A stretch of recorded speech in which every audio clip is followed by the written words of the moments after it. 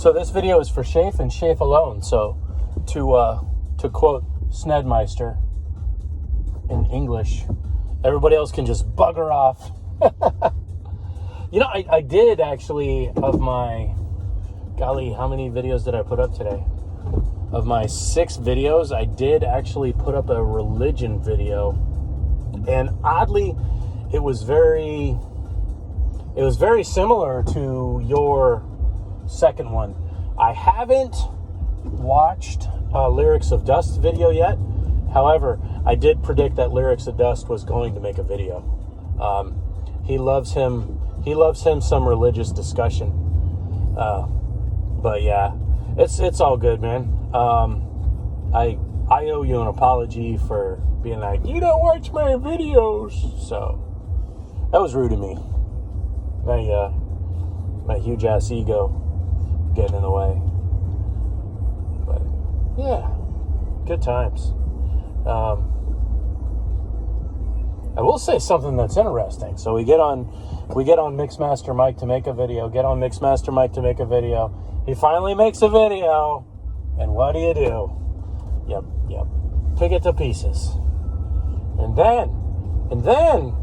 then you try to tell me that my grandma's not in heaven because there ain't no heaven. No, I know you didn't say that.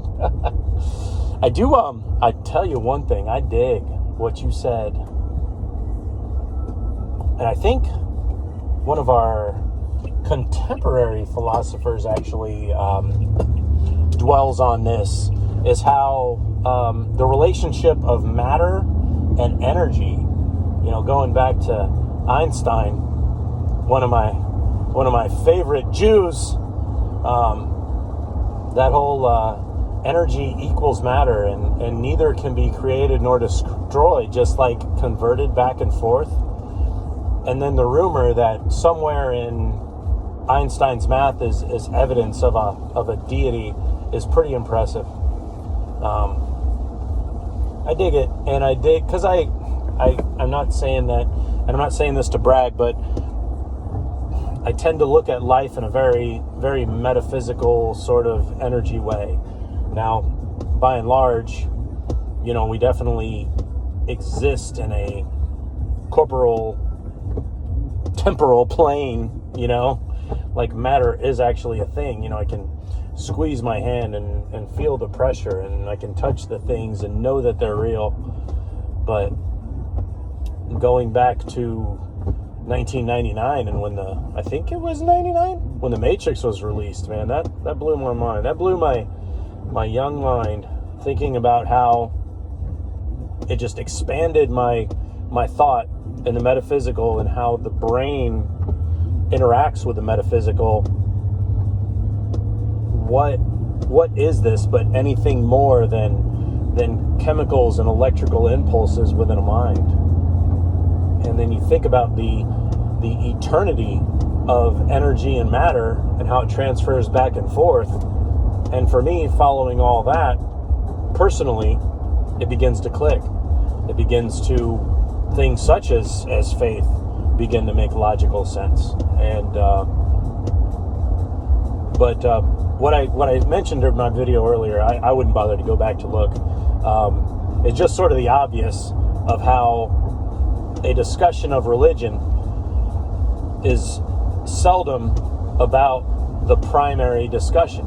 There's something else going on, like what you mentioned, the thought of child abuse, or or an abusive parent was one way or the other, or what. It's seldom. They say like anger is not a primary emotion, but it's one of the primary emotions. But figure that one out. But so religion is not a primary topic, and there's nothing I can really tell you about it, other than the ultimate point of salvation for me.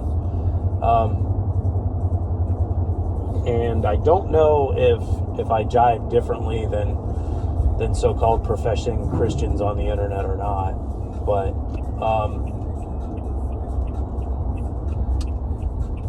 the way it was told to me one time, and it kind of made sense, is that we aren't saved, we're being saved.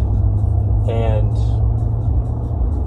in the case of the understanding of the forgiveness and the salvation, releases you in a moment. I really wish I had better words. I wish too that I had the words or the way to bring you to what would disconnect that nightmare of a childhood. You know what I mean?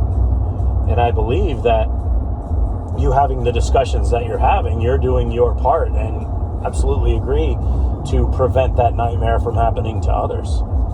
I understand that, and I think all of your friends out here would too. But yeah, is it my Christianity that in a moment when I'm really mad keeps me from smacking the shit out of somebody? Yeah, maybe that was Jesus intervening and me smacking the shit out of somebody. But it's supposed to be easy, from what I've read, is if you're, the one thing leads to the other, like it's salvation through faith, not salvation through works and all that other good stuff. But yeah, man, it's interesting how it ends up a grinding sticking point in our pseudo-intellectual think tank. Actually, I don't think we're pseudo-intellectuals. But I would be interested in what people think they are.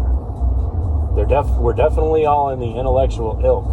So, do they think they're pseudo-intellectual? Are they just a straight intellectual? Or are we one of those that Jordan Peterson talked about in his squeaky Kermit the Frog voice, the hyper-intellectuals? Okay. Catch y'all later. I'm obviously there. See ya.